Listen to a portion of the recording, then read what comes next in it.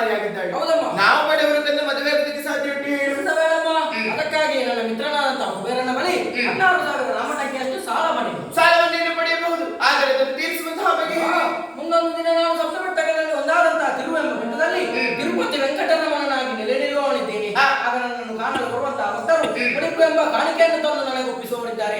ಅದರಲ್ಲಿ 6ನೇ ಒಂದು ಭಾಗವನ್ನು ಸಮುದ್ರ ರಾಜನ ಸಹಾಯದಿಂದ ಸಾಲ ತೀರಿಸುತ್ತೇನಮ್ಮ. ಶ್ರೀನಿವಾಸ ಕಲ್ಯಾಣದ ನಿರೀಕ್ಷೆ